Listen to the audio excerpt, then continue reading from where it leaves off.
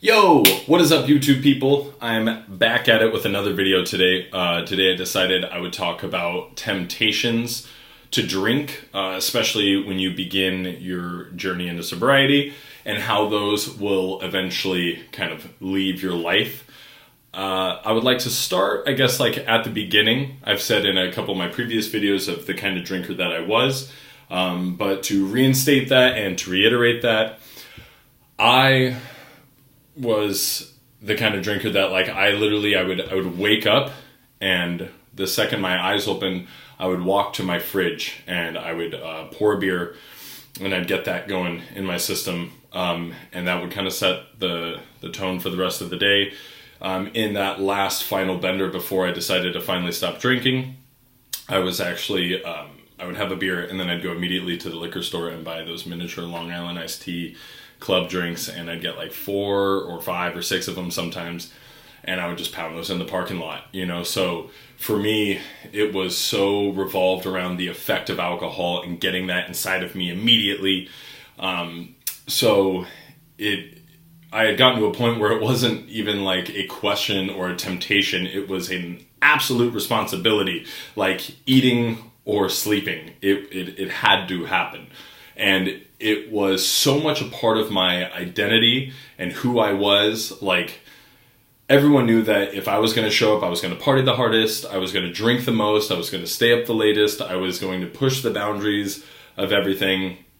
And that was just kind of known as who I was, It was so wrapped up around who Kyle was that thinking about not drinking anymore, I was like, then who the hell am I? I'm the guy I'm the party animal. I'm the one that drinks. I'm always the one that pushes the limits.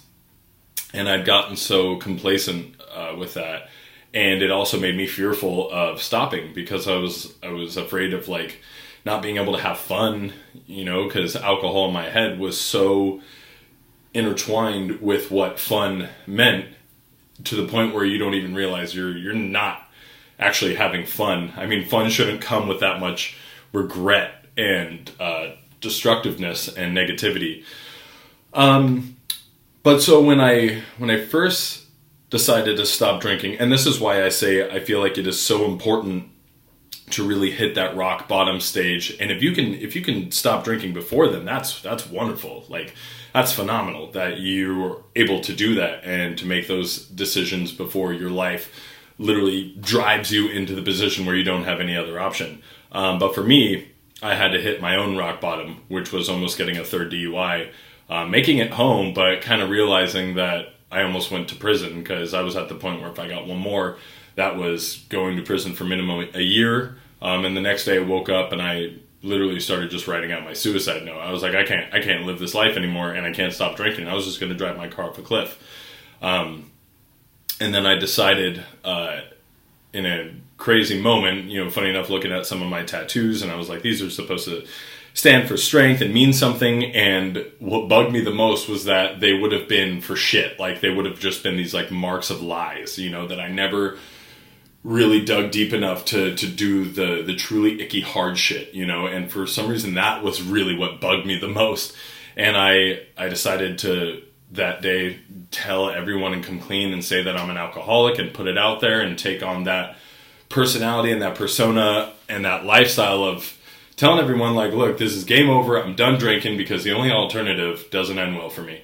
So when I first decided to stop drinking, that's what I was getting at. So when you do hit that rock bottom, you have this strong desire to not drink, and it feels so good. They refer to it as the pink cloud in the beginning, that everything feels like, yes, I'm waking up and I'm making breakfast for myself. I wasn't doing that shit when I was drinking, or I fucking mailed that mail that I was having to get out that was just sitting there, or I cleaned my apartment, or I finally called those people back. You start doing these things, which is phenomenal, and that's what you should continue to do.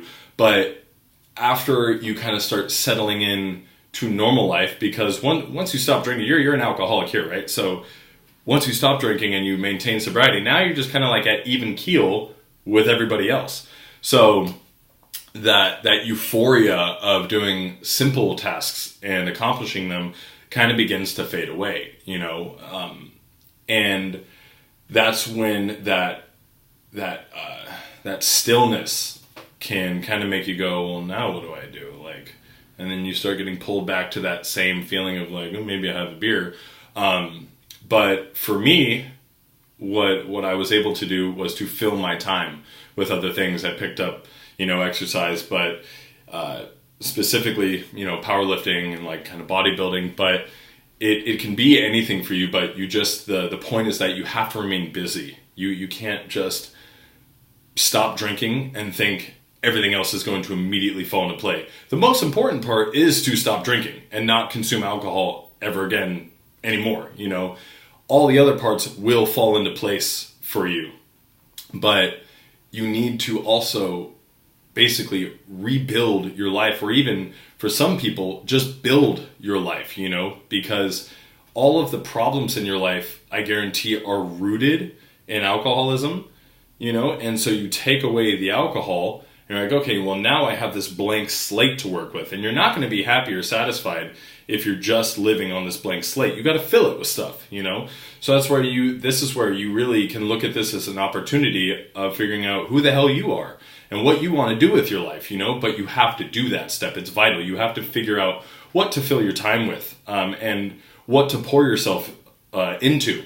And being an alcoholic, and kind of that being like a subgenre of addiction, you have this ability to cling on to something with this insane kind of drive and rationale and pour so much of yourself into it. And most likely, you're also maintaining a bunch of, a multi-tiered level of delusion and lies to a bunch of people.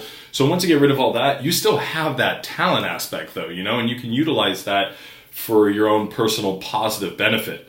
And that's why it's important to fill your life with these things, because then your mind isn't so easily drawn to alcohol, in the beginning, especially if you're the kind of person that is susceptible to your friends pulling you in certain directions. And that's why it's so vital to tell everyone, like, I'm an alcoholic, like, please don't invite me to this shit anymore. If you're susceptible to those kind of things, then it may be a little more difficult in the beginning, but that's when you really, I like to call it, you got to muscle through it. No matter how hard it is, just white knuckle not doing it, because in time, the physical pull to drink goes away. It really does. At the end of a year, you don't have a physical desire anymore, and hopefully with the things that you have filled into your life, you don't even really have time for that. The idea is to rebuild your new life, and it can't be centered around alcohol anymore. But as you find those temptations kind of sloughing off over time, it's this really beautiful part of sobriety where you get to a point that it's no longer, none of it becomes conscious anymore. It's not a conscious effort to try to consistently stop drinking or maintain from not drinking, because you create such a different life and such a different pattern for yourself that it just isn't something that pops up as often. And maybe from here and there you'll get triggers that make you think of that, but in time, like if you just know that and take solace, no matter how hard it is, the first year is always going to be the hardest year, that's always going to be the hardest year. But if you can take some solace in the fact knowing that by the end of that year, it is going to be 100 times easier that next year. And it does get better, and it does get easier, The reason why I feel like I want to make these videos so much, and I know I kind of probably like reiterate a lot of the same stuff, but it's that I was such a fucking loose cannon alcoholic. Like it was so bad. And for me to whip my shit around like this and to experience the happiness that I do, I just want others to realize that like it's so much better. It's so much better giving up booze. Like I don't feel like this like broken kind of person that can't function in society and like, oh, I can't handle alcohol. Like it's just booze and me just don't work. And that's totally fine. Like, it'd be crazy to think that with, 6.5, 7 billion, whatever people on the planet, that this substance would work fine for everybody. It doesn't make sense, like reality is a fucking spectrum, and we just happen to fall in the spectrum of people that booze doesn't work for.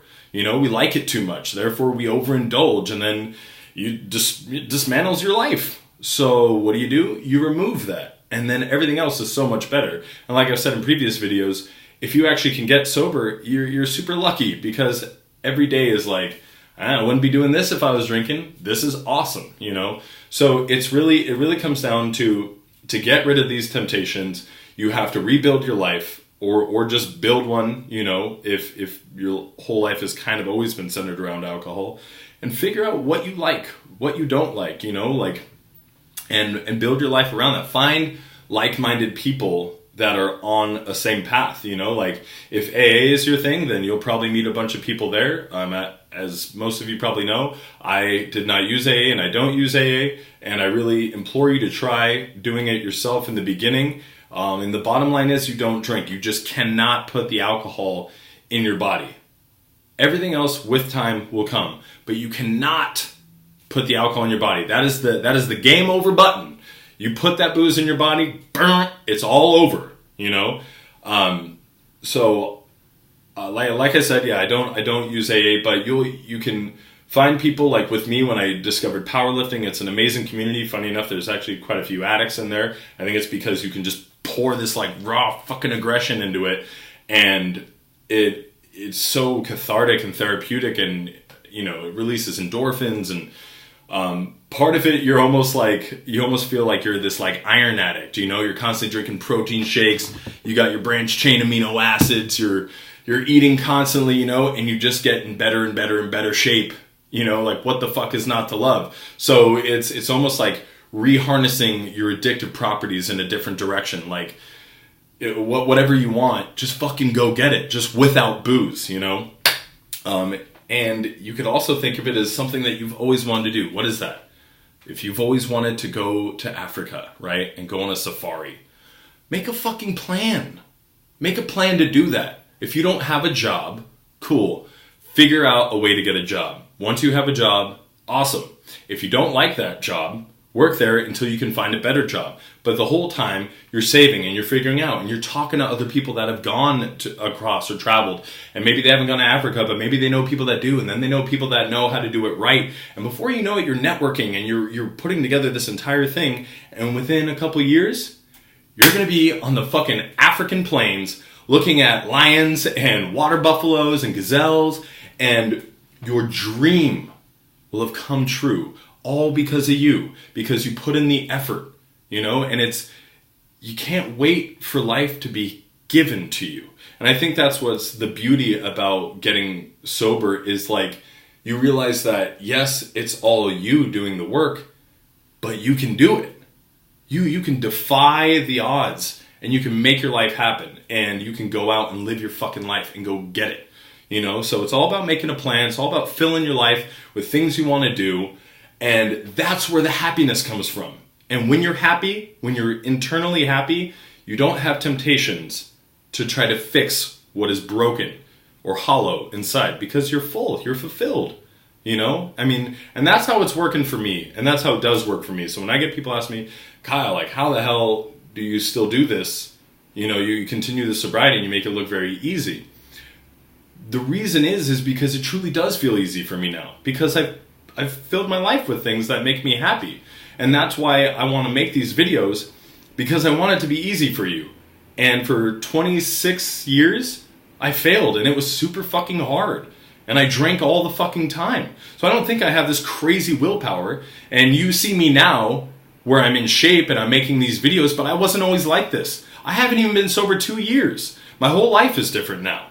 And I'm just saying that, like, if all this can come from just making sure you do not ingest alcohol anymore, and filling your life with goals and things that you like to do, and finding like-minded people, then I want to share that with you. And I want that for you too. And I want you to know it is so fucking attainable.